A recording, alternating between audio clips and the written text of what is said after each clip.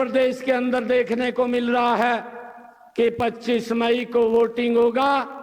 जब 4 जून को रिजल्ट आएगा, नरेंद्र मोदी जी जो 400 पार सीटें हैं, हमारी हरियाणा की 10 लोकसभा की सीटें, उनको पहुंचा करके तीसरी बार भाइयों प्रधानमंत्री बनाने का काम ये हरियाणा की जनता करेगी। भाइयों, मुझे खुशी है कि आज जो काम पिछले 10 वर्षों में ये हमारी सरकार ने किए हैं, जो लोगों के जीवन को सरल करने का काम इन 10 वर्षों के अंदर नरेंद्र मोदी जी की सरकार ने किया है। अगर हम पिछला एनडीए का जो पिछला इंडी गठबंधन है, जो कांग्रेस है, कभी वो यूपीए के रूप में आती है, कभी इंडी गठबंधन के रूप में आती है। भाइयों, इनका जो कार्यकाल रहा, एक परिवार का कार्यकाल रहा, कोई छोटा कार्यकाल नहीं रहा। 55 साल 60 साल तक उन्होंने इस देश के ऊपर शासन किया और 55-60 सालों के शासन को अगर हम देखें, नरेंद्र मोदी जी के 10 वर्षों को देखें, तो भाइयों जमीन आसमान का अंतर हमें उस कार्यों के अंदर नजर आता है।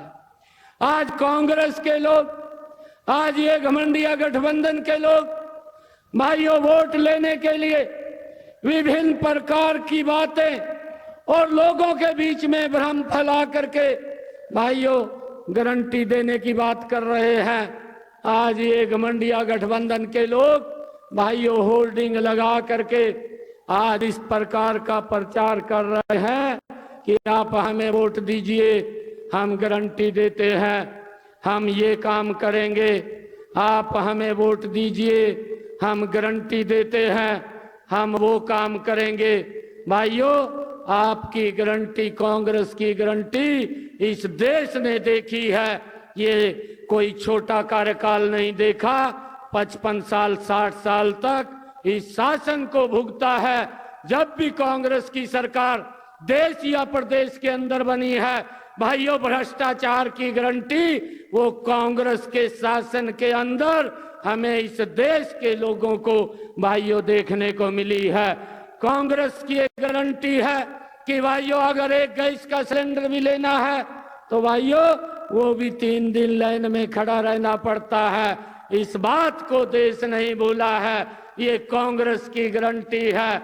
और भाइयों कांग्रेस की गारंटी है कि लोगों को लाइन में खड़ा करना और ये बातें तो करनी कि हम 24 घंटे बिजली देंगे, परंतु 4 घंटे बिजली भी हमें भाइयों पार्ट के अंदर देने का काम ये कांग्रेस के ही लोग करते थे।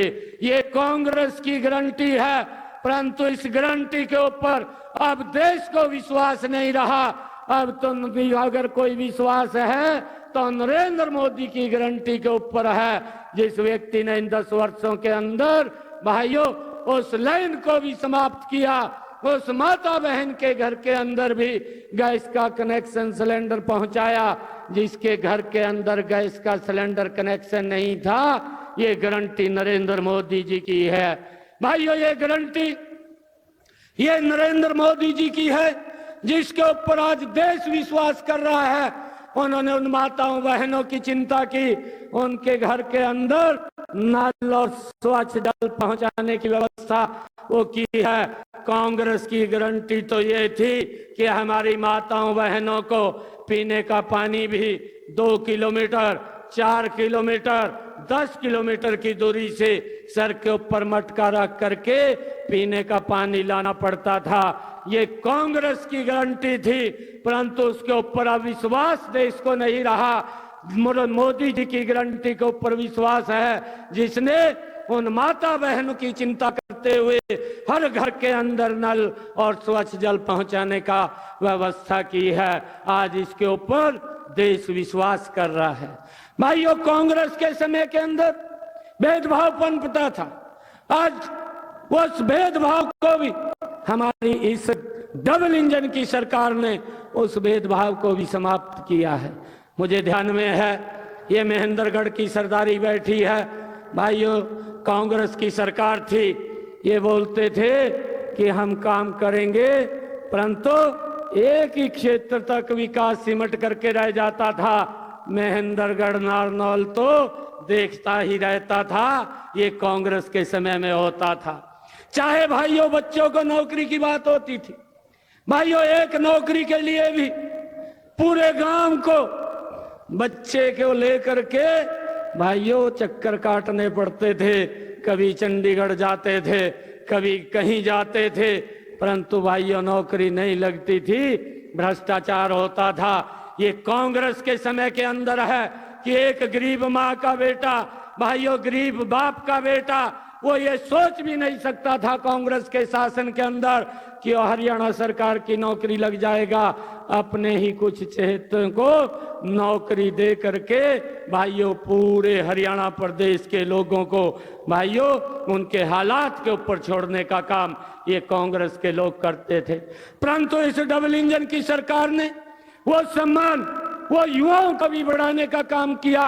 युवाओं के साथ साथ माँ बाप का भी विश्वास आज ऊंचा हुआ है कि आज इस सरकार के अंदर बिना पर्ची बिना खर्ची के युवाओं को रोजगार देने का काम इन 10 वर्षों के अंदर हमारी ये डबल इंजन की सरकार ने किया है। भाइयों हमने इस बात को भी समझना है। भाइयों ये भूमि, ये वीरों की भूमि है। ये हरियाणा हमारे वो नौजवान भाई जो हमारी रक्षा सुरक्षा के लिए दिन रात बॉर्डर के ऊपर खड़े होते हैं। भाइयों कांग्रेस ने उनके साथ किस प्रकार का व्यवहार किया। हमारे अभी सैनिक भाई सम्मान करने के लिए आए थे और ये नरेंद्र मोदी जी है। जब 2014 के अंदर नरेंद्र मोदी जी भाइयों रेवाड़ी की इस पवित्र ऐतिहासिक भूमि के ऊपर आए थे और उन्होंने वहां पर कहा था कि जब मैं मुख्य सेवक के रूप में इस देश की सेवा करने के लिए बैठूंगा तो मैं पहली कलम से सैनिकों को 1 पेंशन 1 रैंक देने का काम करूंगा। भाइयों ये कांग्रेस इंडी गठबंधन के लोग अगर आज अपना मैनिफेस्टो भी निकालते हैं, ये राहुल गांधी दिल्ली में बैठ करके भाइयों प्रेस के माध्यम से बोलता है कि हम न्याय देंगे। भाइयों इस बात को भी हमने समझना है कि जो 55 साल 60 साल इस देश के ऊपर सत्ता में काबिज रहे हैं, पिछले 10 वर्षों तक वो स्वयं इस सरकार के अंदर साझीदार रहे हैं। जिस प्रकार की सरकार वो उन्होंने चलाई है, भाइयों ये आज न्याय की बात कर रहे हैं, लोगों के साथ अन्याय होता था। अरे न्याय तो नरेंद्र मोदी जी ने किया है। भाइयों हम सब जानते हैं नरेंद्र मोदी जी ने देश के अंदर 4 करोड़ लोगों को भाइयों प्रधानमंत्री आवास योजना के तहत मकान बना करके चाबियां सौंपने का काम किया है। इन्होंने तो खाली उनसे बातें करने का ही काम किया है, लोगों के साथ अन्याय था। मुझे इस बात को बताते हुए ये महेंद्रगढ़ की सरदारी में भाइयों ये गर्व हो रहा है कि जो लोग ये बात बोलते हैं कि हम न्याय करेंगे, भाइयों आपकी सरकार के अंदर देश के हमारे नौजवान साथियों के साथ देश के साथ भी अन्याय होता था। इस बात को हमारे देश के लोग नहीं भूले हैं। भाइयों जो हमारे नौजवान भाई जो बॉर्डर के ऊपर हमारी रक्षा सुरक्षा के लिए दिन रात खड़े रहते थे, भाइयों उनके ऊपर पत्थरबाजी होती थी। ये इन्हीं की सरकार के अंदर है। ये न्याय की बात कर रहे हैं, कौन से मुंह से न्याय की बात कर रहे हैं? भाइयों इस बात को हमने समझना है। और इन 10 वर्षों के अंदर नरेंद्र मोदी जी के नेतृत्व में भाइयों वो पत्थरबाजी भी समाप्त हो गई है। पत्थरबाजी तो समाप्त हो गई है, परंतु वो पत्थरबाज भी दिखाई नहीं देते हैं। भाइयों ये सुरक्षा का बहाव इन 10 वर्षों में देश को देने का काम ये नरेंद्र मोदी की सरकार ने किया है, जो न्याय देने का काम किया है। परंतु कांग्रेस के लोग भाइयों अन्याय किया है देश के साथ। इस बात को हम सब समझते हैं। इन 10 वर्षों के अंदर भाइयों मैं ये भी देखता हूं कि देश विकास की गति के ऊपर कितनी गति से आगे बढ़ा है। निर्णय हम सब ने करना है।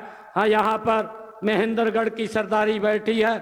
मुझे ये ध्यान में है कि अगर महेंद्रगढ़ से चंडीगढ़ जाना होता था तो यहाँ से 8 घंटे 9 घंटे का समय लगता था, परंतु देखते ही देखते इन्हीं 10 वर्षों के अंदर नरेंद्र मोदी जी के नेतृत्व में ऐसी सड़कों का निर्माण हुआ है कि आज महेंद्रगढ़ से मात्र 4 घंटे के अंदर भाइयों चंडीगढ़ पहुंच जाते हैं। ये भाइयों कमाल अगर हुआ है, ये आपकी वोट के कारण हुआ है और देश के लोगों के जीवन का सुगम और सरल करने का काम इन्हीं 10 वर्षों के अंदर ये नरेंद्र मोदी की सरकार ने किया है। भाइयों चाहे कोरोना का संकट आता है, कोरोना के संकट के अंदर भी ये सरकार देश के लोगों के साथ भाइयों कंधे से कंधा मिला करके खड़ी रहती है। आदरणीय प्रधानमंत्री जी ने कहा कि जब ये कोरोना का संकट आया कि देश के 140 करोड़ लोग उनकी चिंता करना ये मेरी सरकार का दायित्व है और एक एक जान बचाना ये हमारी सरकार की प्राथमिकता है। और भाइयों मात्र 8 महीने के अंदर एक वैक्सीन नहीं 2 वैक्सीन का निर्माण किया और 220 करोड़ डोज फ्री में देश के लोगों को लगाने का काम ये नरेंद्र मोदी की सरकार ने किया है। भाइयों ये घमंडी गठबंधन के लोग हमें इस बात को भी समझना है कि जब ये वैक्सीन का निर्माण हुआ ये किस प्रकार की बयानबाजी करते थे। भाइयों ये बोलते थे अपने को तो वैक्सीन कमरे में बैठ के लगवाई और बाहर निकल करके मीडिया के सामने बोलते हैं कि ये वैक्सीन ये मोदी वैक्सीन है, इसको मत लगवा लेना, अगर वैक्सीन लगवाएंगे तो जान चली जाएगी। भाइयों इस प्रकार का दुष्प्रचार करने का काम ये इन कांग्रेस के घमंडिया गठबंधन के लोगों ने किया है। भाइयों इस बात को भी समझना है जो लोग देश के लोगों के जीवन के साथ भाइयों खेलने का काम करते हैं, दूसरी तरफ नरेंद्र मोदी जी एक एक जान बचाने के लिए काम करते हैं। और भाइयों उन्होंने देश के 80 करोड़ परिवारों को इस बात को सुनिश्चित किया है कि इस कोरोना के संकट के अंदर एक भी व्यक्ति भूखा पेट ना सोए। भाइयों उसकी व्यवस्था उसके घर के अंदर राशन पहुंचा करके ये नरेंद्र मोदी जी ने की है। भाइयों इस बात को समझना है ये सरकार ये काम करने वाली सरकार है। भाइयों आज ये लोग अपने मैनिफेस्टो के अंदर भाइयों इस प्रकार का एजेंडा लेकर के आए हैं कि जिस भी कोई व्यक्ति है उसकी प्रॉपर्टी को जांच करेंगे, उसके घर को बांट देंगे और बांट करके एक विशेष वर्ग के बीच में वितरित कर देंगे। जो इनकी मंशा है, जो इनके प्रधानमंत्री बोलते थे कि इस देश के संसाधनों के ऊपर सबसे पहला अधिकार अल्पसंख्यकों का है, ये इनकी सोच इस मैनिफेस्टो के अंदर ये देश के सामने आई है।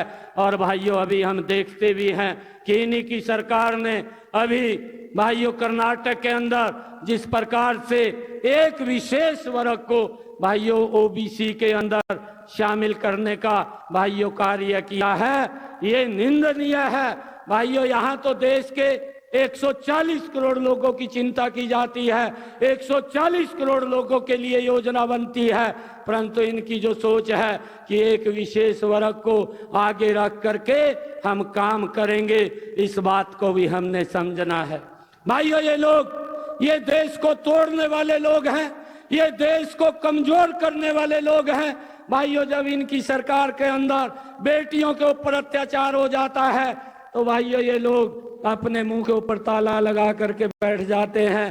कर्नाटक के अंदर एक इनके बहुत बड़े नेता के परिवार में से एक बेटी की हत्या कर दी, परंतु उसके ऊपर आज तक ना तो ये प्रियंका वाड्रा बोल रही है, ना उसके ऊपर सोनिया गांधी बोल रही है, ना उसके ऊपर राहुल गांधी बोल रहे हैं। कोई उसके ऊपर जवाब नहीं दे रहा है, मुंह के ऊपर ताला लगा करके बैठे हैं। परंतु बेटियों के साथ जो अन्याय, जो दुर्व्यवहार अगर कहीं हो रहा है तो कांग्रेस के ही शासित प्रदेशों के अंदर हो रहा है। भाइयों इस बात को भी हमने समझना है।